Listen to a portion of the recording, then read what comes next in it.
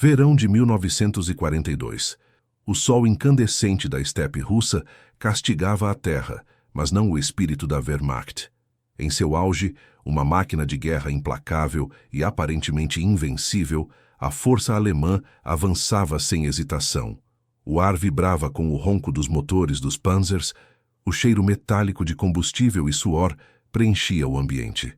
O pó levantado pelas botas de centenas de milhares de homens e as esteiras dos tanques criava uma nuvem dourada que obscurecia o horizonte, um presságio de fogo e fúria. O 6º Exército de Friedrich Paulus marchava com a arrogância de um colosso. Seu destino? Stalingrado, a chave para os campos de petróleo do Cáucaso, o coração industrial da União Soviética. Para Adolf Hitler, mais do que uma cidade, era um símbolo a ser esmagado. Para Paulus, a promessa de glória, a coroação de uma campanha vitoriosa. A confiança era palpável, o poder, absoluto. Acreditavam que nada poderia detê-los. Prepare-se para mergulhar em um dos capítulos mais sombrios e épicos da história. Inscreva-se agora e junte-se à nossa legião de historiadores para vivenciar o passado como nunca antes. Colunas de tanques Panzers rasgavam a paisagem, apoiadas por bombardeios aéreos devastadores dos Stukas. A cada mergulho dos bombardeiros, o chão tremia e o grito das sirenes de ataque aéreo tornava-se o hino da aniquilação. Aldeias eram varridas, defesas soviéticas, pulverizadas. A fase inicial da ofensiva parecia uma marcha triunfal, um avanço rápido e implacável. Os soldados alemães, confiantes em sua superioridade, avançavam. A vitória parecia inevitável. Stalingrado estava ao alcance, seus edifícios, silhuetas distantes, prometiam uma conquista rápida. Eles eram a ponta de lança de um império, a vanguarda de um futuro glorioso. A euforia era quase intoxicante, mas a cada passo o terreno mudava. A estepe infinita cedia lugar a uma cidade de concreto e aço, um labirinto de fábricas, armazéns e cortiços. E com a mudança de cenário, uma mudança de sorte. O que parecia uma marcha triunfal, logo se transformaria em um inferno, uma armadilha mortal. O calor sufocante do verão começou a dar lugar a um frio cortante, um presságio do inverno que se aproximava. O cheiro de pólvora e fumaça misturava-se ao odor acre de sangue e corpos. Os sons de combate tornavam-se mais próximos, mais pessoais. Não mais o rugido distante dos Panzers, mas o estalo seco dos fuzis, o grito abafado de um companheiro caído. Stalingrado não era apenas uma cidade, era uma fortaleza disfarçada de ruínas. Cada prédio, uma trincheira. Cada porão, um bunker. O inimigo invisível esperava. A técnica silenciosa de emboscada, uma tática brutal forjada na desesperança, começava a se manifestar. O avanço rápido dava lugar a uma moagem lenta, brutal, rua por rua, casa por casa. A confiança inicial esvaía-se, substituída por uma cautela tensa. Os olhos dos soldados, antes cheios de certezas, agora refletiam a exaustão e a dúvida. O otimismo evaporava como a névoa matinal, revelando a dura realidade de um inimigo que se recusava a ceder. Stalingrado se tornava um pesadelo urbano, onde cada esquina escondia uma ameaça, cada escombro podia ser um ninho de franco-atiradores. O vento gelado que soprava do Volga trazia consigo não apenas o frio, mas também o pressentimento de algo muito maior, muito mais implacável que qualquer exército. O inverno russo.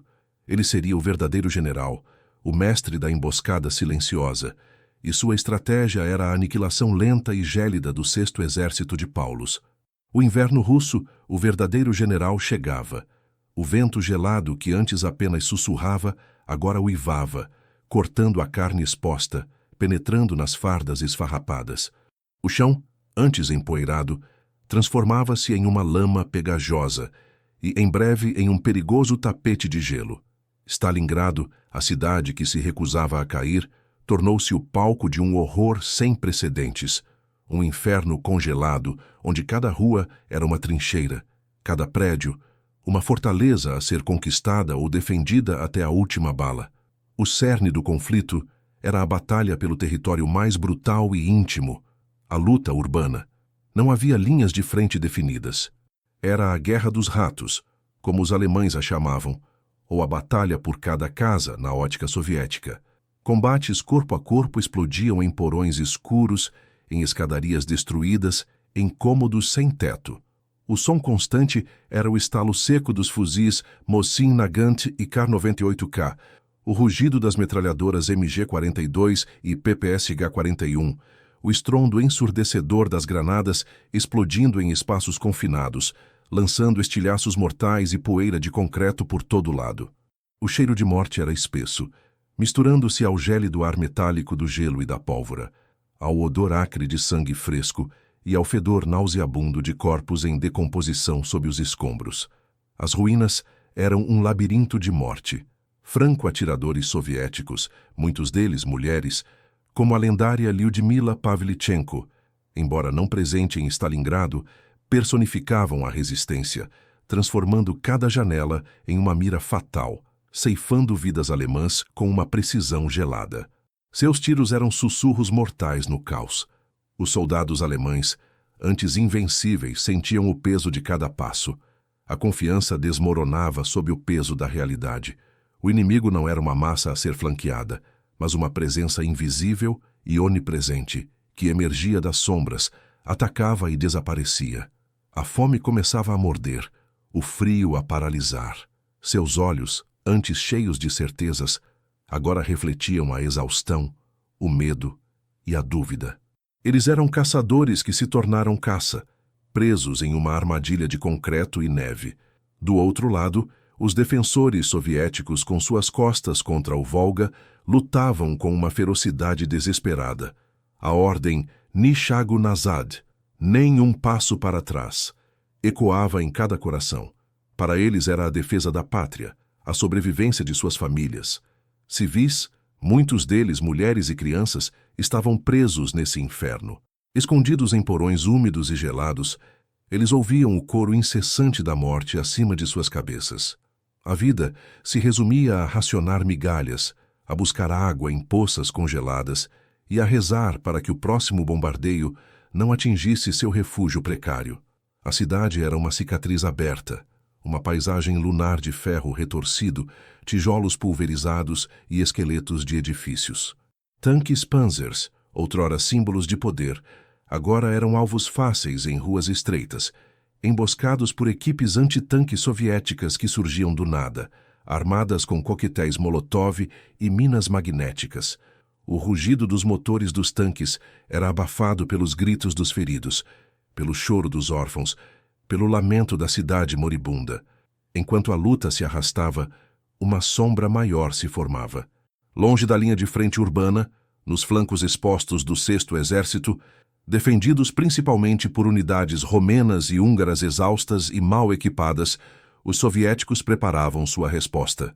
O general Georgy Zhukov, com a astúcia de um predador, arquitetava um plano audacioso, a Operação Urano. Pinças de aço soviéticas começaram a se mover, lentamente, inexoravelmente, visando envolver o colosso alemão. O inverno se aprofundava, e com ele a armadilha se fechava.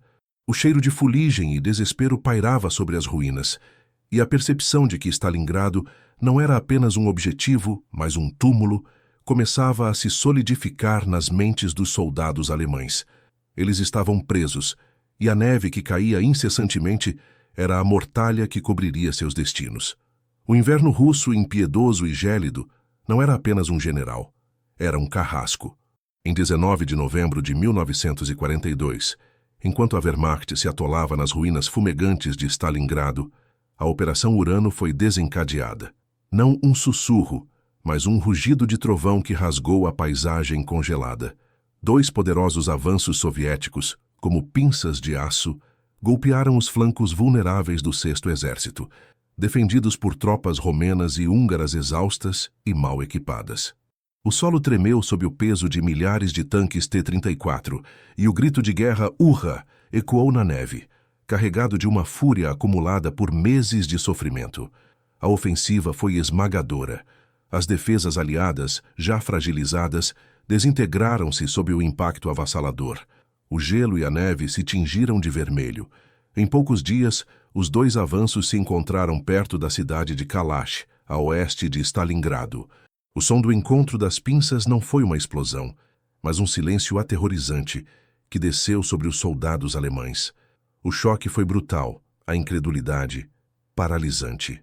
De repente, 250 mil homens do 6º Exército, junto com unidades menores e civis presos, estavam cercados. Presos em uma bolsa congelada, um Kessel, um caldeirão de desespero. A armadilha mortal havia se fechado. A percepção da realidade atingiu os alemães como um golpe de martelo. As linhas de suprimento, antes o cordão umbilical de sua existência, foram cortadas. O ronco dos motores dos caminhões que traziam pão, carne e munição silenciou. No lugar, apenas o uivo do vento e o gemido distante da artilharia soviética que agora bombardeava a bolsa de todos os lados. O cheiro de querosene e graxa, antes abundante, começou a rarear, substituído pelo odor pungente de desespero e pela promessa de fome. Dentro do caldeirão, a vida se transformou em uma luta diária pela sobrevivência. O general Paulus, confiante até então, viu seu exército ser condenado por uma ordem irredutível de Hitler. Não haverá retirada. O Führer havia prometido suprimentos por via aérea, uma promessa vã que se revelaria uma sentença de morte. Os aviões de transporte alemães, poucos e vulneráveis, mal conseguiam romper o cerco soviético e as tempestades de neve. Cada voo era uma roleta russa, e a carga, uma gota no oceano da necessidade. A escassez de suprimentos tornou-se uma tortura lenta. As rações diminuíam a cada dia. O que antes era um banquete, agora era uma migalha. Cavalos, cães e até ratos tornaram-se fontes de alimento. Os soldados, antes orgulhosos e bem alimentados, emagreciam, seus rostos se transformando em máscaras de fome e frio. O inverno não perdoava. Temperaturas de 30 dC, 40 dC e até 50 dC eram comuns. As fardas de verão não ofereciam proteção alguma. Congelamento, gangrena, tifos e disenteria se espalhavam como uma praga, ceifando vidas mais rapidamente do que as balas soviéticas. Os hospitais de campanha viraram matadouros.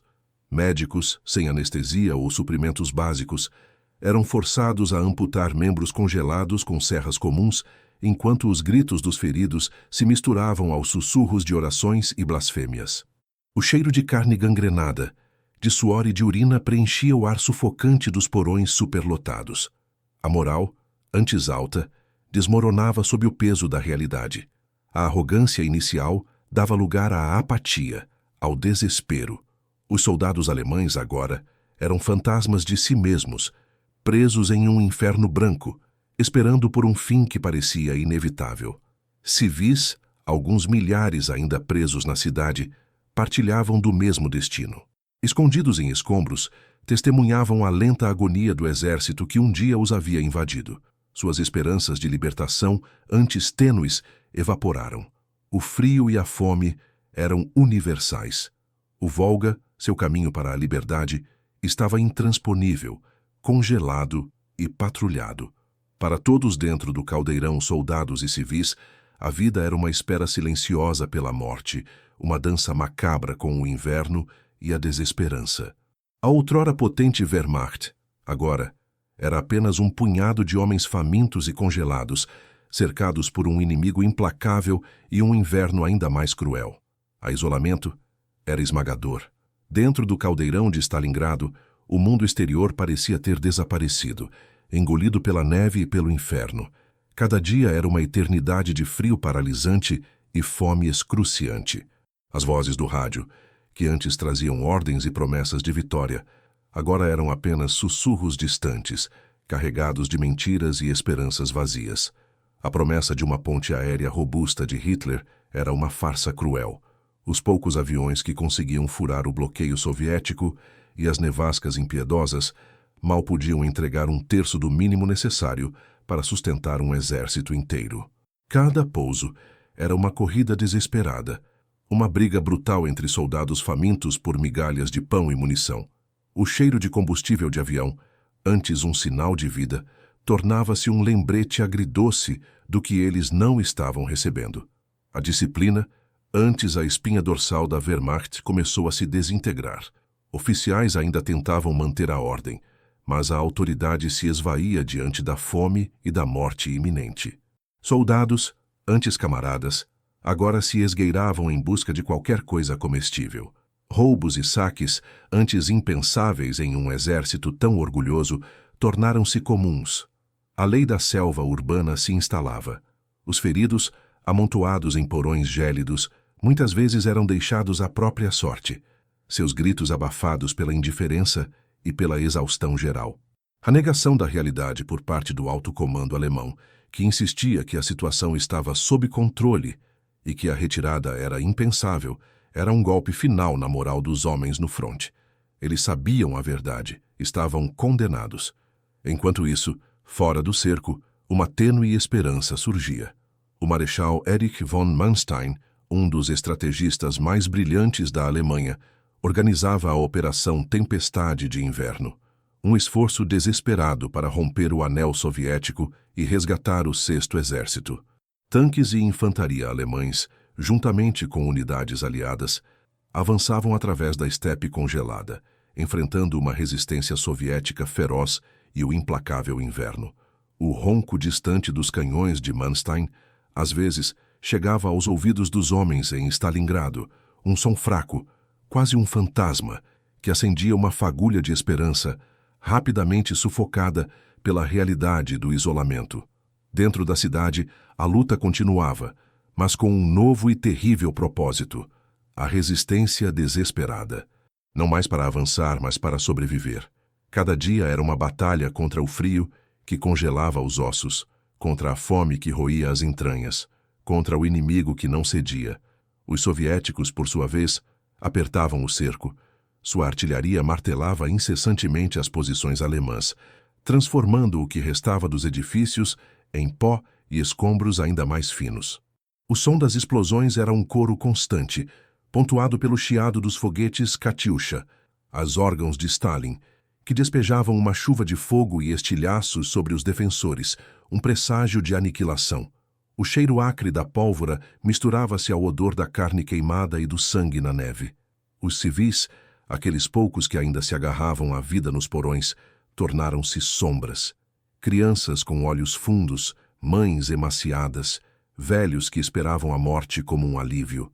Eles eram os espectadores silenciosos de um apocalipse, cujas vidas eram tão precárias quanto as dos soldados. A água, obtida do gelo derretido, muitas vezes contaminada, era um luxo. A comida, um sonho distante. A cada bombardeio, a cada tiroteio, suas esperanças murchavam um pouco mais. O medo de serem descobertos por soldados famintos, alemães ou soviéticos, que poderiam confiscar seus últimos bens ou cometer atrocidades em seu desespero, era uma tensão constante. A paisagem interna do Kessel era de desolação total. Ruas cobertas por neve e gelo, pontilhadas por corpos congelados, alguns ainda em posições de combate, outros abraçados em uma morte silenciosa. Veículos destruídos, tanques virados, armas abandonadas formavam um museu macabro da guerra. A neve, outrora pura, estava manchada de fuligem, sangue e detritos.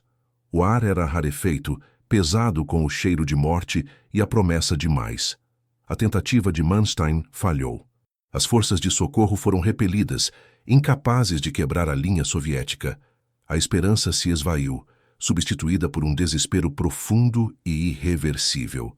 O destino do Sexto Exército estava selado, não por uma bala, mas pelo frio, pela fome e pela implacável estratégia soviética. O caldeirão fervia, mas não com vida, e sim com a lenta e agonizante morte de um exército. O cerco se tornou um moedor de carne, um purgatório branco onde a esperança morria a cada floco de neve que caía. Após o fracasso da Operação Tempestade de Inverno, a chama da salvação se apagou. O ronco distante dos canhões de Manstein, antes um eco de esperança, silenciou, substituído pelo uivo incessante do vento e pelo estrondo cada vez mais próximo da artilharia soviética. O destino do Sexto Exército estava selado. Não havia mais para onde correr, nem para quem esperar. A negação de Hitler, que prometia uma vitória final, e proibia qualquer retirada, transformou a cidade em um túmulo coletivo. Dentro do caldeirão, a vida era uma agonia contínua. A fome atingiu níveis insuportáveis. Soldados antes robustos agora eram espectros, seus uniformes pendurados em corpos esqueléticos. Os olhos, antes cheios de arrogância, agora refletiam um vazio desesperador. O cheiro de morte era onipresente, misturando-se ao odor acre de suor, fezes e gangrena. Cada ferida, por menor que fosse, era uma sentença de morte, pois não havia medicamentos nem esperança de recuperação. O frio, um inimigo invisível e implacável, congelava os membros, ceifava vidas em silêncio e transformava cada respiração em uma dor cortante. A disciplina, outrora a marca registrada da Wehrmacht, desintegrava-se dia após dia. Ordens eram questionadas e às vezes ignoradas. A hierarquia se tornava uma formalidade vazia diante da iminência da morte. Soldados roubavam uns dos outros, caçavam cães e gatos e até mesmo se voltavam para o canibalismo em casos extremos, um horror que maculava a alma. A humanidade esvaía-se, substituída pela selvageria da sobrevivência. O general Paulus, antes um homem confiante, estava agora encurralado, dilacerado entre a lealdade a Hitler e a realidade brutal de seu exército moribundo. Sua voz, outrora firme, tornava-se um sussurro de ordens desesperadas que ninguém mais tinha forças para seguir. Os soviéticos, sentindo o cheiro da vitória, apertavam o cerco com uma ferocidade renovada. Em 10 de janeiro de 1943, a Operação Anel foi lançada. Um bombardeio de artilharia maciço, o maior da guerra até então, transformou o que restava de Stalingrado em um inferno ainda mais denso. O chão tremia sem cessar. O ar era um caos de estilhaços, poeira e gritos. As posições alemãs, já precárias, eram pulverizadas. O som dos canhões soviéticos era o martelo do destino, batendo incessantemente, demolindo a resistência pedaço por pedaço. A cidade, já um labirinto de ruínas, transformou-se em uma armadilha ainda mais mortal. As forças soviéticas avançavam metodicamente, dividindo o caldeirão em bolsões menores, isolando os remanescentes alemães. Combates brutais explodiam nas ruas congeladas, em porões escuros, onde alemães e soviéticos se matavam a poucos metros de distância em um inferno de granadas e balas. Os olhos dos soldados soviéticos, endurecidos pela defesa da pátria, demonstravam uma determinação implacável. Eles não davam trégua, não mostravam misericórdia. Era a vingança pela terra arrasada, pelos milhões de mortos. Os últimos aeródromos alemães, Pitomnik e Gumrak, caíram um após o outro. O último fio de esperança de evacuação ou reabastecimento aéreo foi cortado.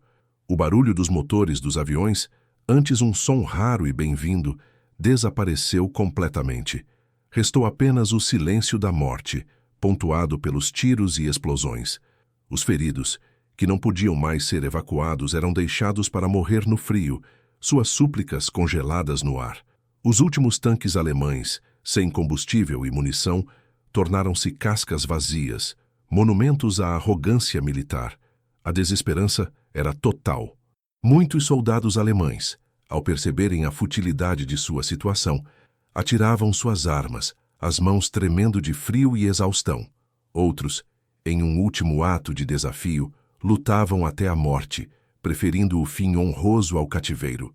Os comandantes de baixo escalão, vendo seus homens literalmente congelarem e morrerem de fome, enfrentavam decisões impossíveis. Deveriam continuar obedecendo a ordens que significavam morte certa, ou deveriam tentar salvar o que restava de suas unidades, mesmo que isso significasse desobedecer ao Führer. A cidade, agora um cemitério de gelo e escombros, era o palco para os últimos atos de uma tragédia épica. O Volga congelado era uma barreira intransponível, um espelho de gelo que refletia a desolação. As tentativas de fuga eram suicidas, os poucos que ousavam eram caçados e mortos pelos patrulheiros soviéticos. A cada dia, o número de mortos aumentava exponencialmente, não apenas por balas, mas pelo frio, pela fome e pela desesperança que corroía a alma. Stalingrado era o fim da linha. O clímax se aproximava, e com ele, a rendição, não como uma opção, mas como a única saída de um inferno sem fim. O caldeirão, agora um inferno de neve, escombros e desespero, estava prestes a explodir. A Operação Anel, a pinça final soviética, apertava-se com uma força esmagadora. Em 25 de janeiro de 1943, os soviéticos dividiram o que restava do 6º Exército em 2 bolsões distintos. Um ao norte, em torno das fábricas, e outro ao sul, onde Paulus e seu comando estavam abrigados. O som era ensurdecedor. Milhares de canhões soviéticos martelavam sem trégua, transformando cada centímetro quadrado da cidade em um inferno de fogo e fumaça. O cheiro de pólvora queimada era tão denso que parecia sufocar o ar já rarefeito pelo frio. Os últimos vestígios de resistência organizada se desfaziam sob o impacto. A artilharia alemã, sem munição, silenciava. Os tanques, sem combustível, eram apenas carcaças congeladas. Soldados alemães, famintos, congelados, muitos com ferimentos gangrenados, lutavam com baionetas, e as mãos nuas contra um inimigo que parecia inesgotável. Os gritos de "Urra!" dos soviéticos, misturados ao rugido dos tanques e ao estalo seco dos fuzis, preenchiam o ar, um coro de vingança e aniquilação. Dentro do quartel-general subterrâneo, no porão da loja de departamentos GUM, o general Paulus enfrentava seu próprio inferno. As ordens de Hitler eram inflexíveis. Resistam até o último homem, até a última bala. A rendição era impensável, uma traição. Mas Paulus via seus homens morrerem a cada minuto, não apenas em combate, mas de fome, de frio, de doenças. Seus olhos, antes firmes, estavam agora turvos de exaustão e uma dor profunda. Ele era um homem dividido, preso entre a lealdade e a responsabilidade por centenas de milhares de vidas. Em 30 de janeiro, no 10º aniversário de sua ascensão ao poder, Hitler promoveu Paulus a marechal de campo. Era uma mensagem clara. Nenhum marechal de campo alemão jamais havia se rendido. A insinuação era brutal. Paulus deveria lutar até a morte ou cometer suicídio. Mas o marechal, já um espectro de seu antigo eu, recusou-se a se matar. Ele não daria a Hitler o sacrifício que ele desejava. Sua decisão era uma rebelião silenciosa, um último ato de humanidade em meio à barbárie.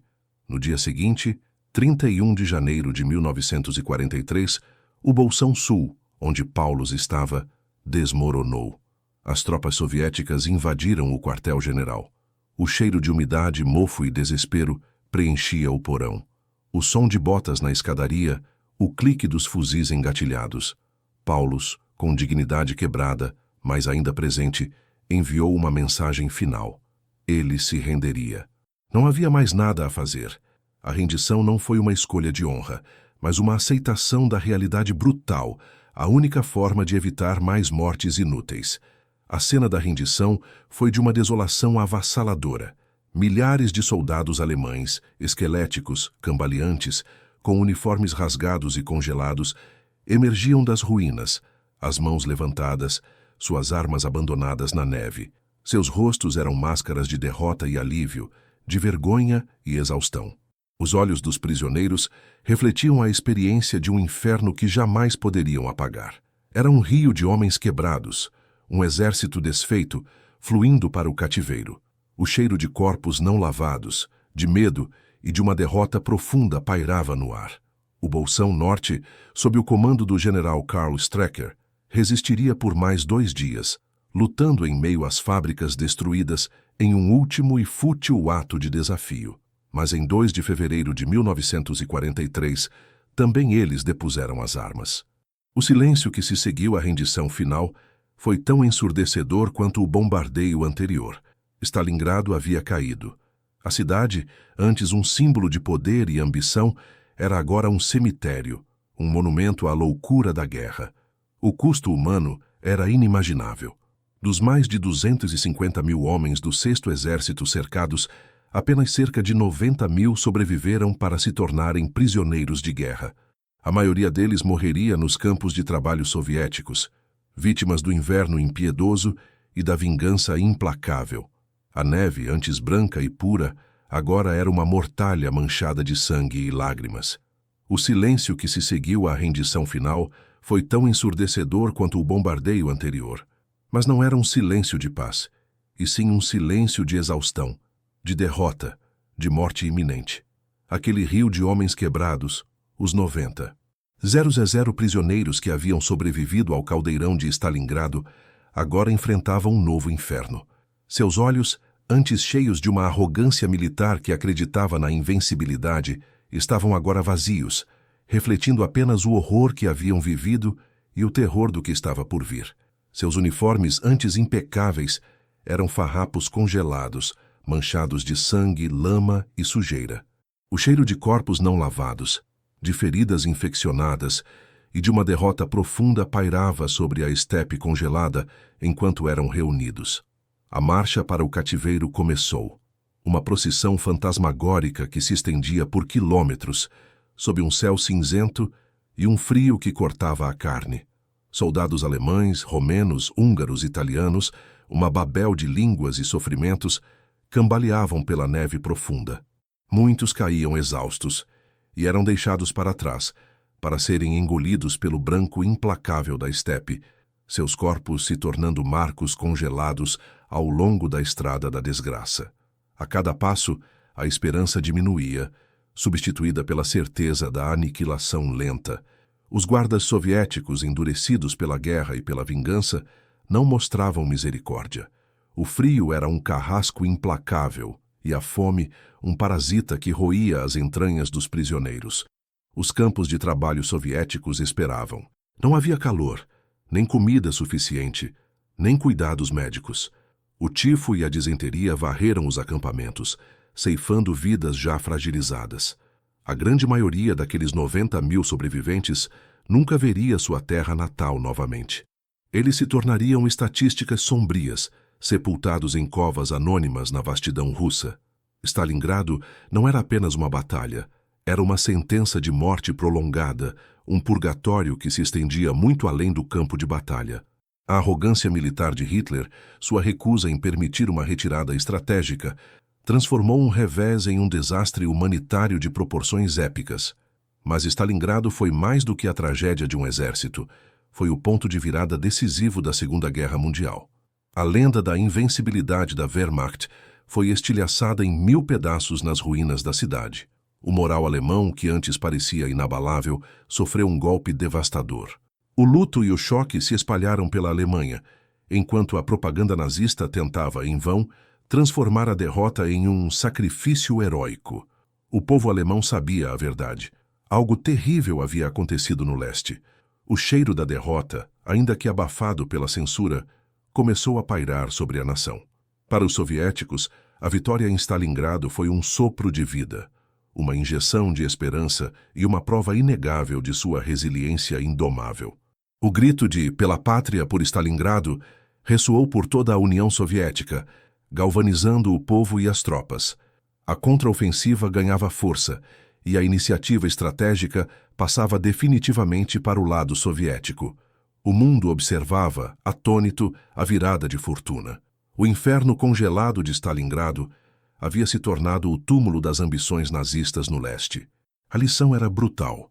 O inverno russo, o espírito de luta soviético e a estratégia implacável haviam triunfado sobre a máquina de guerra alemã. As cicatrizes da batalha, no entanto, eram profundas. A cidade de Stalingrado estava em ruínas completas, um cenário lunar de destruição. O Volga, testemunha silenciosa de tanto horror, carregava em suas águas a memória de sangue e gelo. Os civis sobreviventes, aqueles que haviam se escondido nos porões e buracos, emergiam para uma paisagem apocalíptica, suas vidas destroçadas, suas famílias perdidas.